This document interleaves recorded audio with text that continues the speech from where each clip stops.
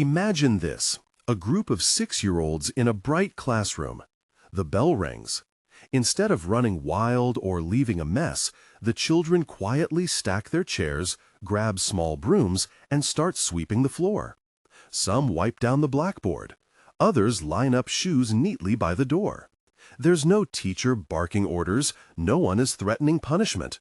The kids just do it, together, calmly, almost like a team of tiny professionals. Now let's zoom out. In many countries, if a child spills juice or forgets their homework, adults might scold them, threaten detention, or even shout. The idea is, if you don't behave, there will be consequences. Fear is used as a tool.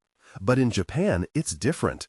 When a child drops their lunch, there's no panic, no angry voices. The child picks up the food, wipes the table, and moves on. The adults, they watch quietly, maybe offer a gentle reminder, but never a threat. Here's where it gets interesting. Japanese children are famous for their calm, respectful behavior, not just in school, but everywhere. You'll see them waiting patiently in long lines, helping younger kids, or even bowing politely to strangers. And all this happens without anyone raising their voice or using fear to control them. So what's going on? How do Japanese parents and teachers get kids to behave so well without using threats or punishments? It almost feels like a paradox. In many places, adults believe that children only behave if they're afraid of getting in trouble. But in Japan, the opposite seems true. The less fear, the better the behavior. Let's look at a real-life example.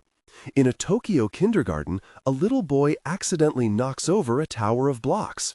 Instead of freezing in fear or blaming someone else, he quietly starts rebuilding. His friends join in, helping him stack the blocks again. The teacher kneels down, smiles, and says, "That's teamwork." No one is embarrassed. No one is scared. The focus is on fixing the problem together. But wait, there's more. Even outside of school, this calm cooperation shows up. On a busy train, a group of children travels with their class. They sit quietly, talk in low voices, and help each other with backpacks. No adult needs to shush them. No one threatens to take away their toys. It's like they've learned to control themselves from the inside, not because they're scared of what might happen if they don't. Today, you're going to discover the secret behind this remarkable behavior. We'll explore how Japanese parents and teachers actually encourage good behavior, without fear, shouting, or punishments. You'll see real examples, and you'll learn why this approach works so well. If you want to understand how to raise calm, confident kids without using fear, stick around. And don't forget to subscribe so you never miss practical tips like these. Let's dive into what actually happens in Japanese parenting, because it's not magic and it's not about being strict. It's about what kids see, hear, and do every single day. Picture a Japanese kindergarten in the morning. The doors open and kids as young as 4 walk in, take off their shoes, and neatly place them in cubbies. No one is barking orders. Instead, there's a gentle rhythm. Teachers greet each child by name, bowing slightly. Kids bow back. It's a small gesture, but it sets the tone. Respect goes both ways. Now let's zoom in on a classroom. After a messy art project, paint is everywhere, on tables, on hands, even on the floor. Instead of waiting for a janitor, the children grab tiny rags and buckets. They wipe, scrub, and laugh together. One child struggles with a stubborn paint stain. Another leans over and says, "Let's do it together." The teacher doesn't step in unless asked. She watches, smiling, letting them solve the problem. The kids aren't cleaning because they're scared of punishment. They're cleaning because it's what everyone does. It's their classroom, their responsibility. But wait, there's more. At lunchtime, the children serve each other food. One pours soup, another hands out rice. If someone spills, no one yells. Instead, a classmate quickly grabs a cloth and helps clean up. The teacher might say, "Thank you for helping your friend." There's no shame, no fear, just teamwork and encouragement. Here's a scene you might not expect. A group of 6-year-olds walking to school alone wearing bright yellow hats. They stop at every crosswalk, look both ways, and wait for the light. Older kids gently guide the younger ones. There's trust. Adults believe kids can handle these small freedoms.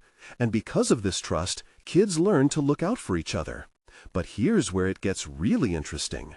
In Japan, when a child gets upset, maybe after losing a game or breaking a toy, the adult response is calm and steady. A teacher might kneel down and say, "You're sad. That's okay. Let's breathe together." Instead of threatening a timeout or raising their voice, the adult models emotional control.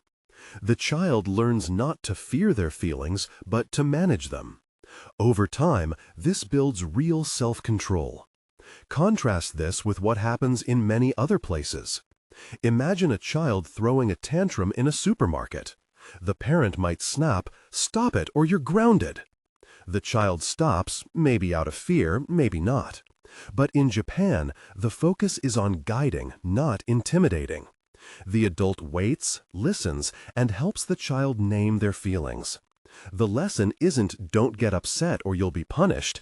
It's "everyone gets upset. Here's how we handle it." Even outside of school, these habits stick. On crowded trains, groups of young students travel together, chatting quietly, keeping their bags close. There's no adult shushing them. They've learned from experience and from watching older kids how to behave in public. They're not afraid of being yelled at. They just know what's expected. And here's the twist. When adults trust children with real responsibilities, like cleaning, serving food, or traveling together, kids step up. They want to be helpful. They want to be part of the group. Their good behavior isn't about dodging punishment. It's about belonging, respect, and trust. So, what's really happening? Japanese parenting builds good behavior from the inside out. It's not about fear. It's about connection, example, and giving kids the chance to rise to the occasion. And that's what makes all the difference. Let's zoom in on the heart of this: emotional safety. This is the real secret behind why Japanese children behave so well. Not because they're afraid, but because they feel secure and respected. Picture this. A little boy named Haru is in his kindergarten class. During lunch, he accidentally knocks over his cup of milk. The liquid spreads across the table and onto the floor. In many places, this would trigger a loud reaction, maybe a sharp "be careful" or a frustrated sigh. But here, Haru's teacher does something different. She crouches down to his level, makes gentle eye contact, and says, "Let's clean it together." No anger, no embarrassment. She hands him a small towel. Haru wipes up the milk, his classmates help, and the moment passes. No one is shamed, no one is afraid. Instead, Haru learns mistakes are normal and fixing them is part of life. Now, here's where most parents go wrong. When a child makes a mistake, the first reaction is often to raise your voice, scold, or threaten a punishment. Maybe you say, "If you do that again, you'll lose your screen time," or "Why can't you be more careful?" But this only teaches kids to hide their mistakes. They become scared of being honest. They start lying to avoid trouble. They stop trying new things because they're afraid to fail. The lesson they learn isn't about responsibility, it's about fear. The Japanese approach flips this completely. Teachers and parents calmly address mistakes, showing children it's safe to mess up. They use soft voices and open body language. When a child spills, forgets, or breaks something, the adult's first move is to connect, not correct. They might say, "It's okay, let's try again," or "How can we fix this together?" This creates a safe space for kids to admit when something goes wrong. Kids feel secure enough to say, "I need help," or "I made a mistake." Here's an unexpected detail. In many Japanese kindergartens, children are trusted with real, meaningful tasks. You might see a group of 5-year-olds carrying heavy trays of food, serving lunch to their classmates, or even using small knives to cut vegetables. There's no adult hovering nervously, ready to snatch the knife away. Instead, the room buzzes with calm focus. Kids work together, help each other, and if something goes wrong, maybe a carrot falls on the floor, they solve it together. The message is clear: You are capable, and mistakes are part of learning. Elsewhere, adults might step in at the first sign of trouble, saying, "Let me do it, you'll spill," or "That's too dangerous for you." But in these Japanese classrooms, responsibility is handed over early. Children learn to trust themselves and each other. They see adults modeling patience and teamwork, not panic or blame. Let's zoom in on a tiny detail. When a child in Japan forgets to put away their shoes, the teacher doesn't call them out in front of everyone. Instead, she might quietly walk over, kneel beside the child, and whisper, "Where do your shoes belong?" The child remembers, smiles, and puts them away. No drama, no fear, just gentle guidance. This emotional safety is powerful. It teaches kids that their worth isn't tied to being perfect. They learn to face problems, not run from them. They build real self-control, not just obedience. And that's why, even without threats or punishments, Japanese children often behave so well. So, what do you think? Would you trust your child with real responsibility, even if it means some messes along the way? Or do you think kids need stricter rules? Comment below. I want to know your thoughts. Ready to actually use this in your own life? Let's get practical. Here are 4 ways you can bring the Japanese approach into your home, step by step. First, start small. Give your child a real job, not just a pretend one. For example, let them carry their empty plate to the kitchen after dinner.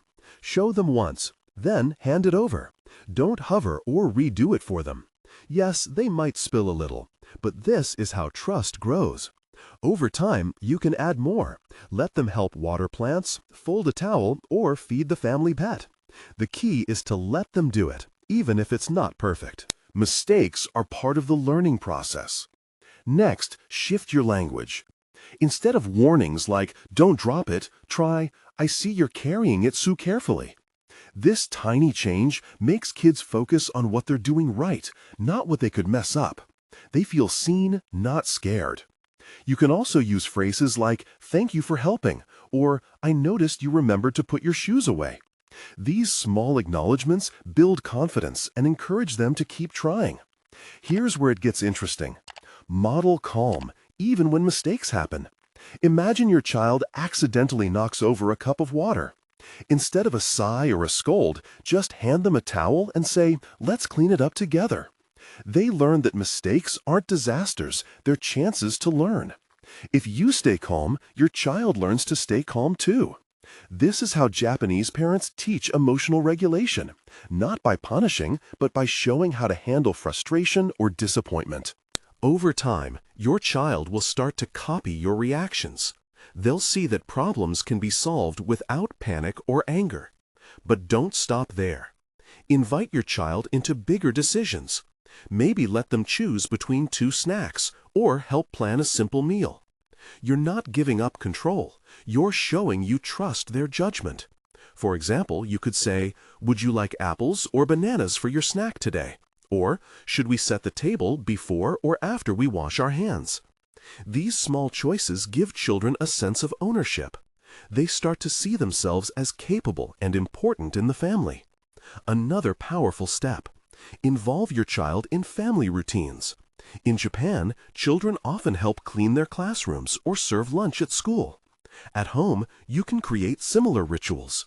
Maybe every Saturday morning, you tidy up together as a family. Or you assign each person a small daily task, like wiping the table or sorting laundry. Make it fun! Turn on music, race to see who finishes first, or celebrate with a high five at the end. The goal isn't perfection, it's building a habit of working together. Here's a detail most people miss. Give your child time to figure things out. If they struggle to tie their shoes or zip their coat, resist the urge to jump in right away. Wait, watch. Offer help only if they ask. This patience shows your child you believe in their ability to solve problems. It's the opposite of rushing or rescuing. Over time, you'll notice your child becoming more persistent and less afraid of challenges. Each of these steps might feel slow at first, but over time, you'll see your child walking taller, making eye contact, and even helping out without being asked. That's real responsibility, and it starts with trust. The Japanese approach isn't about perfection or strict rules. It's about building a safe space where children can try, fail, and try again, knowing you're there to support, not to scare. Try these steps for a week and see what changes. You might be surprised by how much your child can do when you let go of fear and lead with trust. Let's wrap up with the most important lesson from everything we've explored. Japanese children's good behavior isn't built on fear. It's built on trust, connection, and respect. When you shift your focus from controlling your child to guiding them, you open the door to real, lasting cooperation. Think about the difference. Imagine a child who picks up their toys because they're scared of being yelled at. Sure, the room gets clean, but inside, that child is tense, maybe even resentful. Now picture a child who picks up their toys because they feel proud to help and they know their effort matters. That's a child who's learning responsibility from the inside out. The Japanese approach isn't about being soft or letting kids do whatever they want. It's about setting clear expectations but doing it with warmth and patience. It's about modeling the behavior you want to see and giving your child the space to try, make mistakes, and try again without the threat of punishment hanging over their head. Over time, this builds something powerful, internal motivation. Kids start to help, share, and cooperate not because they have to, but because they want to. They feel safe, seen, and valued. That's why you'll see Japanese classrooms where children quietly line up, serve each other lunch, or even clean together, without a single adult shouting or threatening. The rules are there, but so is a deep sense of community and mutual respect. If you try this approach, you might notice small changes first. Maybe your child starts to listen more closely when you speak softly. Maybe they offer to help set the table, or apologize on their own after a mistake. These are signs that your child is learning to regulate themselves, not just react to fear. And yes, it takes patience. There will be moments when you want to raise your voice or fall back on old habits. But remember, every time you choose connection over control, you're teaching your child that they are safe, even when they mess up. You're showing them that mistakes are part of learning, not something to be afraid of. So here's your challenge. For the next week, try leading with trust instead of fear. When your child makes a mistake, pause. Get down to their level. Say, "It's okay. Let's figure this out together." Watch how their face changes. Notice how their body relaxes. These are the moments that build true self-control and lifelong confidence. If this video helped you see discipline in a new light, hit like and subscribe for more practical tips you can use every day. And I'd love to hear from you. What's one thing you'll try this week to build trust with your child? Drop your answer in the comments below. Your story might inspire someone else who's ready to make a change. Remember, you don't have to be perfect. You just have to be present. And when you lead with trust, you'll be amazed at what your child can do.